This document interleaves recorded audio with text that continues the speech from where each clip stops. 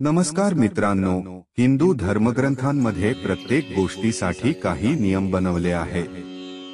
यातील एक नियम म्हणजे आंघोळीबद्दल सांगितलेल्या गोष्टीत असे मानले जाते की घरात मध्ये सुख शांती राहावी आणि घरातील माणसे आनंदी राहावे, यासाठी माणसाने शास्त्रांच्या नियमांचे पालन केले पाहिजे.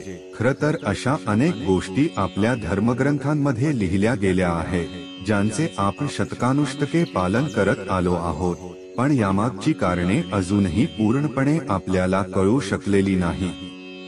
त्यापैकीच एक नियम म्हणजे नग्न आंघोळ न करणे. कपड्यांशिवाय आंघोळ कधीही करू नये, असे घरातील मोठ्या व्यक्तींनी आपणास अनेकदा सांगितलेले असेल. मित्रांनो, आंघोळ हा असा नित्यक्रम आहे की ती केल्यानंतर प्रत्येक व्यक्तीला स्वच्छ वाटते. आधुनिक युगात आंघोळीची क्रिया बरीच बदललेली आहे.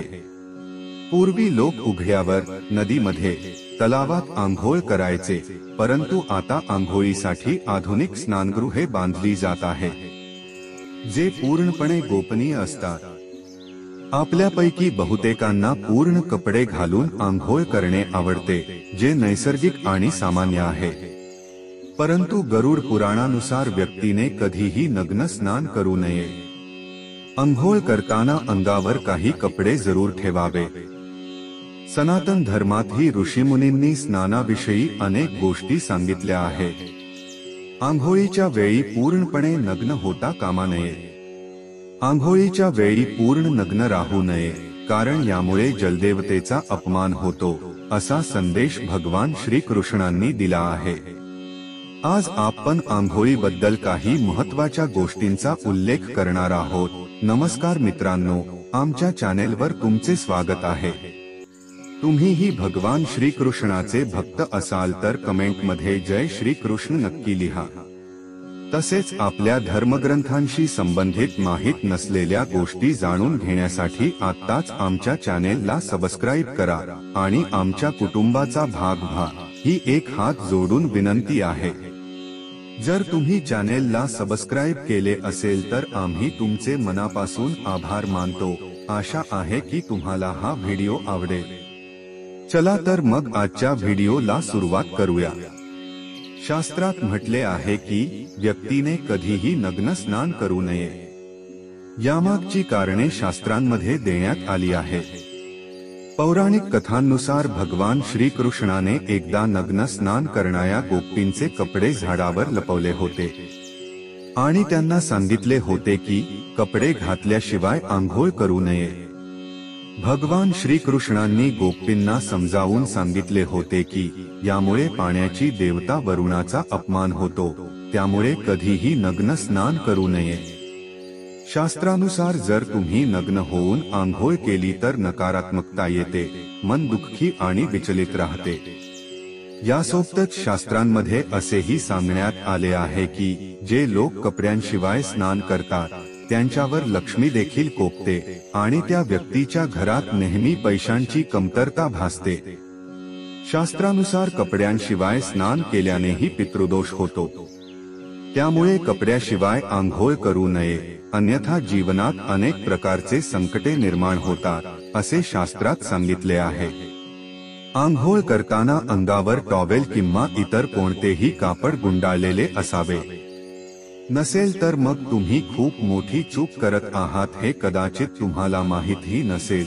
मित्रांनो, नग्नपणे आंघोळ का करू नये आणि केली तर त्याचे काय परिणाम होतात हे तुम्हाला जेव्हा माहीत होईल तेव्हा तुम्ही नग्नपणे कधीच आंघोळ करणार नाही. नग्न स्नान केल्याचे काय फळ मिळते हे जाणून घेण्याआधी स्वतः भगवान श्रीकृष्णांनी वस्त्रहरणाच्या लीलेत लोकांना समजावून सांगितले आहे की कपडे घातल्याशिवाय कुठेही कधीही आंघोळ करू नये. पद्मपुराण आणि श्रीमद्भागवत कथेत वस्त्रहरणाची कथा सांगितली आहे की गोपी आपले कपडे उतरवून पाण्यात स्नान करण्यासाठी उतरतात.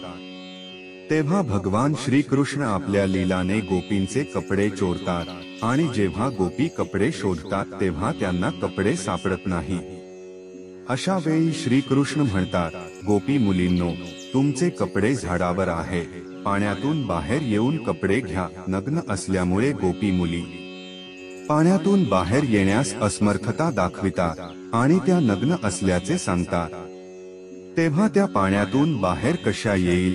श्रीकृष्ण गोपी मुलींना विचारतात की जेव्हा तुम्ही नग्न होऊन पाण्यात गेला तेव्हा तुम्हाला लाज वाटली नाही का? त्यावर उत्तर देताना गोप कन्या सांगतात की त्यावेळी इथे कोणीही नव्हते, तुम्हीही नव्हते. श्रीकृष्ण म्हणतात, मी नव्हतो असे तुम्हाला वाटते, पण मी प्रत्येक क्षणी सर्वत्र उपस्थित असतो. इथे आकाशात उडणारे पक्षी आणि जमिनीवर चालणाऱ्या प्राण्यांनी तुम्हाला नग्न पाहिले.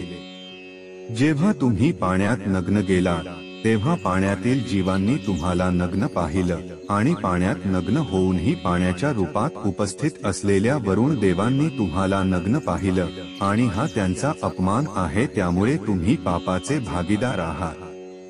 म्हणजेच श्रीकृष्ण म्हणतात की नग्न स्नान करणे हा वरुण देवतेचा अपमान असतो. मित्रांनो, तुम्ही असा विचार करीत असाल की आपण बंद खोलीत नग्न अवस्थेत आंघोळ करत आहोत आणि आपल्याला कोणीच पाहत नाही, असा तुम्ही चुकीचा विचार करत आहात. सूक्ष्मजंतू आणि देव तुम्हाला पाहत आहेत आणि तुमची नग्नता तुम्हाला पापी बनवत आहे. पण त्याहीपेक्षा आणखी एक कारण आहे जे नग्न आंघोळ करणाऱ्या व्यक्तीसाठी हानिकारक आहे. गरुड पुराणात सांगितले आहे की स्नान करताना आपले पूर्वज आपल्या आजूबाजूला असतात आणि कपड्यांमधून पडणाऱ्या पाण्याला ते ग्रहण करतात, ज्यामुळे त्यांचे समाधान होते. नग्न स्नान केल्याने पितर तृप्त आणि क्रोधित होतात, ज्यामुळे व्यक्तीची शक्ती आणि सुख नष्ट होते. त्यामुळे कधीही नग्न आंघोळ करू नये. अशा प्रकारे नग्न होऊन आंघोळ केल्याने आपणास पाप लागते आणि आपले नुकसान होते, हे भगवान श्रीकृष्णांनी सांगितलेले आहे. बरेच लोक नग्नपणे आंघोळ करतात कारण त्यांच्याकडे कोणी पाहत नाही, परंतु सत्य हे आहे की देव आपल्याला सर्वत्र पाहू शकतो. असे करणे हा वरुण देवतेचा अपमान मानला जातो.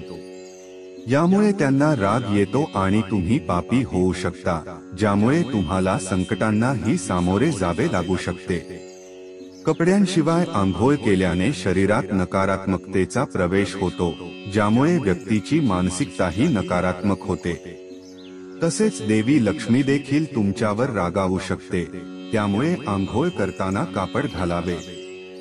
गरुड पुराणात असे सांगितले आहे की नग्न स्नान केल्याने पितृदोष देखील होऊ शकतो, कारण हिंदू मान्यतेनुसार आपले मृत पूर्वज आपल्या आजूबाजूला असतात.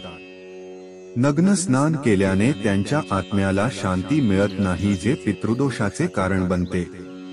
पद्म पुराणानुसार आंघोळीचे पाणी पितरांच्या वाट्याला जाते. अशा वेळी नग्न स्नान करणे म्हणजे पितरांसमोर कपड्यांशिवाय स्नान करणे मानले जाते. त्यामुळे कधीही नग्न आंघोळ करू नये. मित्रांनो, आजच्या व्हिडिओमध्ये एवढेच. अशीच माहिती जाणून घेण्यासाठी आमच्या चॅनेलला सबस्क्राईब करा. धन्यवाद.